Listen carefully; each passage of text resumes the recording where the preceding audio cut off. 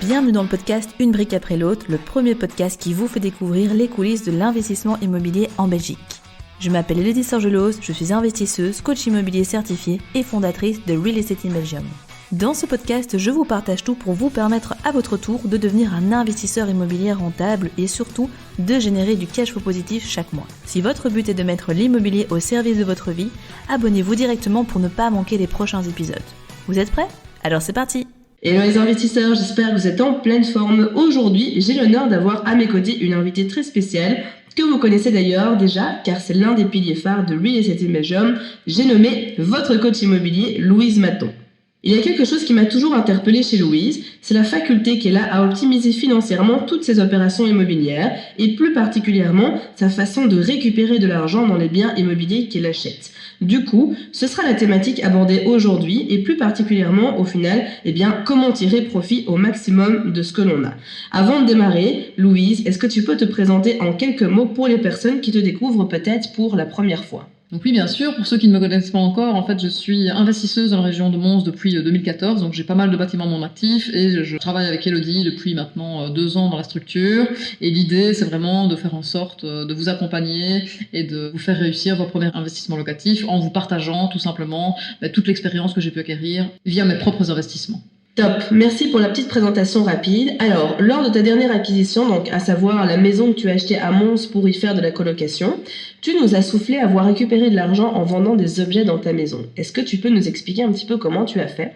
Et au passage, j'en profite pour glisser le fait que si vous n'avez pas vu le projet que tu as réalisé, donc ce projet de colocation, est disponible en plusieurs épisodes sur la chaîne YouTube, donc Real Estate in Belgium, l'immobilier en Belgique. Et donc vous allez pouvoir découvrir le projet de A à Z, l'envers du décor, les chiffres, tout ce qui s'ensuit. Et vous le verrez, c'est un projet qui est très rentable, mais je n'en dis pas plus, je vous laisse aller voir ça juste après avoir écouté cet épisode.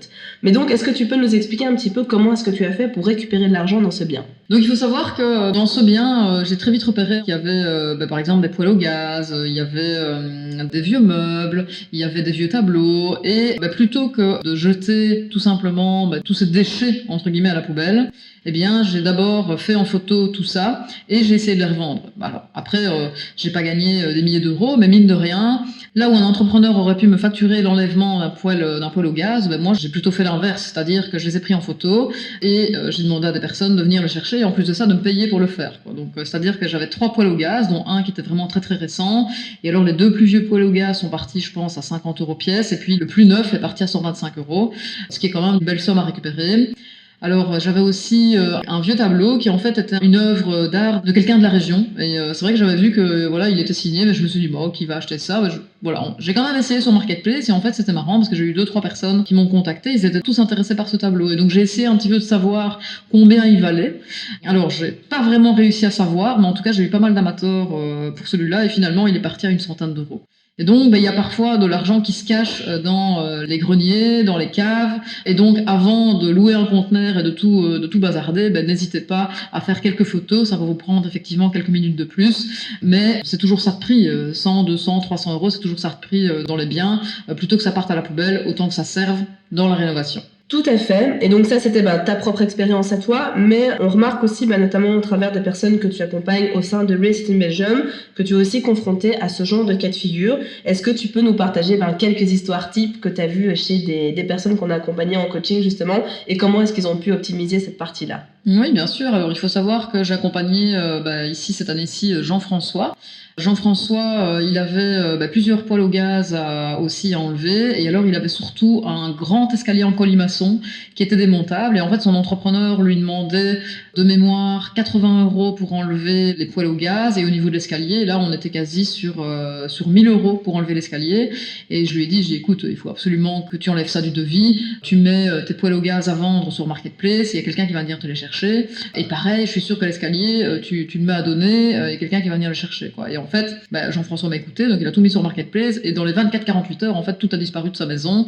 Et donc, non seulement il a économisé de l'argent parce que ça n'a pas été mis dans le devis, ça a été enlevé du devis, mais en plus de ça, les gens qui sont venus le chercher ont payé pour récupérer de la marchandise qui avait encore une valeur marchande, quoi. Donc, il faut vraiment pas hésiter, du coup, à faire ce genre de choses. Il y a de l'argent qui dort un petit peu partout. Alors, parfois c'est 10 €, parfois c'est 20 €, parfois c'est 100, parfois on a des belles surprises, mais ce serait dommage de s'en priver. privé. J'ai un autre exemple aussi avec une personne qu'on a accompagnée qui s'appelle Pierre. Lui, il a carrément acheté une maison toute pleine avec son contenu, quoi. Donc là, c'était un héritage où on suppose que l'héritage a été refusé. Et là, la maison était vraiment remplie de choses. Donc tous les meubles, les verres, les vêtements, vraiment, cette maison était remplie de choses. Donc là, effectivement, il a eu par contre beaucoup de boulot, étant donné qu'il a fallu donner tous les vêtements, enfin les remplir dans des sacs, aller les porter au bulle à donner, etc. Mais mine de rien, il a revendu énormément de meubles et je pense qu'il a récupéré plusieurs milliers d'euros, quoi. Donc c'est de nouveau, ça peut cacher une bonne affaire en acceptant d'acheter ce genre de biens. Yes, tout à fait. Et d'ailleurs, pareil, comme pour ton étude de cas, l'étude de cas de Pierre est disponible sur la chaîne YouTube, donc vous allez voir l'étendue. Et il y avait beaucoup de meubles, et donc clairement, ça lui a fait récupérer beaucoup d'argent. Est-ce que c'est quelque chose que tu prends en considération maintenant? Alors, on s'entend, c'est pas évidemment le critère ultime, tiens, est-ce que je vais d'office acheter ce bien parce qu'il y a des choses à revendre dedans? Mais est-ce que c'est quelque chose que tu prends potentiellement en considération en disant, tiens, là je peux me permettre, par exemple, de peut-être acheter le bien un tout petit peu plus cher, vu que dedans je sais qu'il y a des choses que je peux revendre et je vais récupérer de l'argent comme ça? Alors, j'irai peut-être pas jusque-là d'acheter un bien plus cher parce qu'il y a des choses à récupérer dedans. Par contre, ça m'est arrivé justement, par exemple sur la coloc, de dire, avant d'aller récupérer les clés, il y a des personnes qui voulaient démonter certaines choses. Et ils m'ont demandé, ça vous avez besoin. Et en fait, j'ai dit que j'avais besoin de tout parce que eux, clairement, ils allaient rien en faire, quoi. Et donc, typiquement, ils voulaient repartir avec les luminaires. Et moi, je leur ai dit, mais les luminaires, j'ai l'intention de les laisser. Ils étaient encore relativement récents. Et donc, je vois pas pourquoi je les remplacerais. Et du coup, de fil en aiguille, j'ai quand même gardé 2 frigos. J'ai quand même gardé tout ce qui était four électroménager. J'ai gardé du coup les luminaires qui étaient là. Et malgré la rénovation, il y a pas mal de choses qui sont restées. Et donc, mine de rien, j'ai quand même fait des économies en gardant une partie des choses et en revendant le reste. Donc, je préfère que toutes les affaires restent là plutôt qu'ils les embarquent eux et qu'ils finalement n'en fassent rien. Yes, effectivement. Du coup, quand tu dois meubler tes biens immobiliers, par exemple, tu les achètes aussi en deuxième main, les meubles? Alors, il faut déjà savoir que dans ma vie de tous les jours, j'aime bien chiner, quoi. C'est-à-dire que j'aime pas acheter trop cher des choses que je peux trouver moins chères en seconde main. Et donc, ça a toujours été un jeu depuis fort longtemps. J'achetais déjà sur eBay à l'époque quand c'est sorti. Et en fait, on n'imagine pas tout ce qu'on peut trouver en deuxième main et parfois même des choses qui sont neuves et qui sont pas utilisées et qu'on peut acheter 50%, quoi. Et donc, pour moi, c'est un jeu, c'est-à-dire que il y en a qui passent peut-être des heures sur Facebook à regarder X ou Y choses. Moi, je peux passer des heures sur deuxième main à regarder les choses que je pourrais éventuellement acheter pour meubler, effectivement, certains biens ou même pour chez moi. Enfin voilà, je chine en permanence et c'est vrai que ça m'amuse beaucoup en fait de trouver des trucs à des prix dérisoires. Par exemple, pour ma dernière coloc, j'ai acheté des chaises neuves sur Marketplace à 25 €. J'ai acheté aussi un salon d'occasion à 120 €. J'ai acheté 2 meubles de salle de bain. J'en ai trouvé un à 100 €, un autre à 150 et j'ai même acheté un lit mezzanine à 90 €. Et donc, c'est clair que j'ai fait pas mal de bonnes affaires ici pour meubler la coloc. Alors, il faut savoir qu'on fait pas toujours des bonnes affaires. Typiquement, ici, dans tout ce que j'ai acheté, je me suis un petit peu trompée dans la taille des meubles de salle de bain et donc j'ai acheté un peu mes meubles de salle de bain trop vite. Et donc, il s'avère qu'il y a un meuble qui était tip top et que j'ai su installer et l'autre que malheureusement j'ai dû revendre. Alors heureusement je l'ai revendu au même prix, mais mine de rien c'est du temps passé pour rien, quoi. On va chercher les meubles, on va les remettre dans un coin, puis après finalement on les reprend en photo pour aller les revendre après. Donc quand on achète quelque chose, il faut être sûr de ce qu'on achète pour éviter de faire des erreurs, quoi. Par exemple, le lit en mezzanine, finalement je pensais que c'était une bonne idée quand je l'ai acheté et je me suis rendu compte en fait quand j'ai commencé les visites, parce que les meubles n'étaient pas encore montés, que j'avais très peu de retours positifs par rapport à l'installation du lit en mezzanine dans cette pièce. Comme c'était une des chambres qui était les plus petites, je m'étais dit tiens, le lit en mezzanine va faire en sorte que les gens vont avoir plus d'espace pour pouvoir être dans cette chambre. Et finalement, comme sur les 3-4 visites que j'ai eues pour cette chambre, les gens n'étaient pas emballés par le lit en mezzanine, et je me suis dit, ok, il est pas monté, je vais pas le monter, et je vais le mettre de côté, puis je verrai bien ce que j'en fais.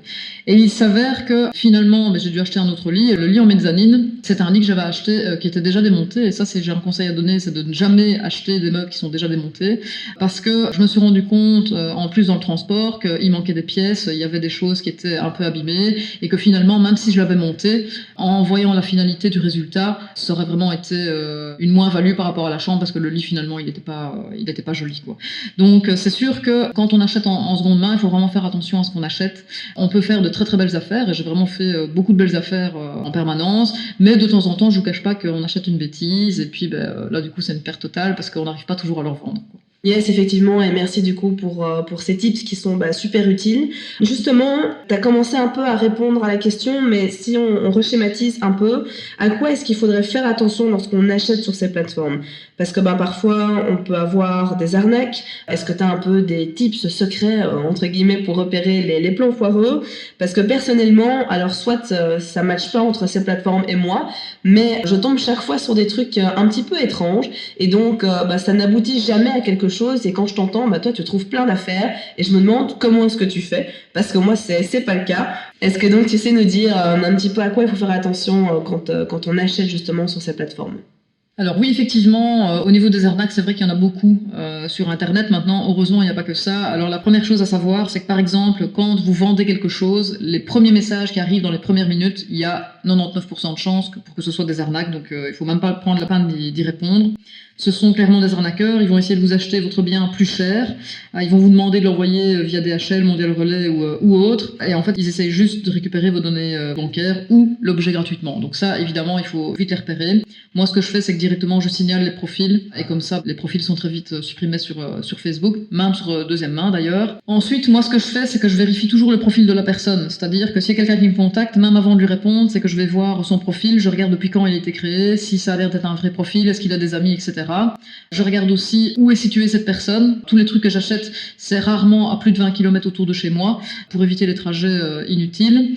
Et que quand je vois sur le profil de la personne qu'elle est de Bruxelles ou même dans un autre pays du monde, évidemment, je ne réponds pas à cette personne. Alors, il y a aussi un truc que j'ai mis en place, c'est que je n'achète des objets qu'au domicile des gens. Je vais jamais sur un parking, je vais jamais près d'un garage ou autre, parce que je me dis que si les gens ont quelque chose à cacher, bien, ils vont jamais vous inviter chez eux. Donc moi, je me sens beaucoup plus en confiance en fait à aller directement chez les gens.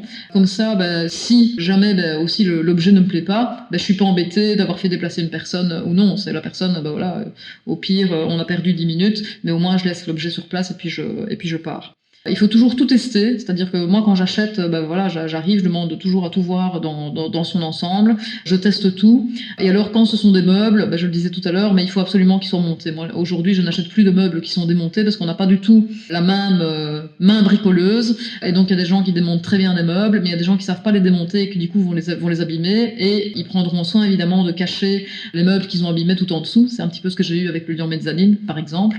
Et donc, c'est sûr que les meubles, il vaut mieux les démonter soi-même. En plus, c'est un gros avantage, c'est que comme vous allez les remonter, vous saurez aussi comment vous les avez démontés, quoi. Donc, ce sera de toute façon un gain de temps. Pour la petite astuce aussi, moi, j'ai acheté énormément de téléphones, d'ordinateurs, etc. sur deuxième main, sur Marketplace, même sur eBay à l'époque. Et en fait, là-dessus, de nouveau, j'achète rien où il n'y a plus de garantie. C'est-à-dire qu'en général, j'achète des choses qui ont au minimum encore 1 an de garantie. Comme ça, si jamais il devait y avoir un défaut quelque part, je peux encore me retourner sur le constructeur, quoi. Et c'est aussi comme ça que je fais des bonnes affaires. Et d'ailleurs, c'est marrant parce qu'il y a beaucoup de personnes de mon entourage qui m'appellent Louise Le Bon Coin, parce que ils sont toujours épatés de ce que je peux trouver sur Marketplace, sur seconde main ou autre. Or que, comme tu peux le dire, toi, tu vas pas forcément trouver des affaires intéressantes, quoi. Ouais, je note le surnom, effectivement, ça restera. Merci en tout cas Louise pour toutes ces astuces qui, je suis sûre, vont aider beaucoup de personnes à faire des bonnes affaires et à repérer justement ce qu'il faut éviter, tout ce qui s'ensuit. Je pense que vous avez compris du coup au travers du retour d'expérience de Louise que il est possible, quand on fait preuve d'un peu d'imagination, non seulement de pouvoir faire des bonnes affaires à l'achat en cas d'ameublement ou autre, mais également de pouvoir récupérer beaucoup d'argent et beaucoup plus d'argent que ce que vous auriez pu imaginer dans les biens que vous avez achetés. Donc à bon entendeur, vous savez maintenant quoi faire. Dans le prochain épisode, nous parlerons d'un sujet important, à savoir la performance énergétique des bâtiments. Nous verrons notamment avec un invité spécialisé sur la question comment faire pour augmenter la note de son PEB, comment se passe un audit énergétique, quel est son intérêt et encore beaucoup d'autres choses que je vous laisserai découvrir très prochainement. Donc soyez au rendez-vous. Bravo, vous êtes arrivé à la fin de l'épisode. Nul doute qu'avec cet état d'esprit, vous accomplirez de grandes choses. D'ailleurs, si vous souhaitez aller plus loin, je vous invite à cliquer dans la description afin de réserver un appel avec un membre de mon équipe pour discuter de votre situation et surtout mettre en place un plan d'action concret pour atteindre vos objectifs immobiliers. En attendant, prenez soin de vous et on se retrouve très vite pour de nouvelles aventures.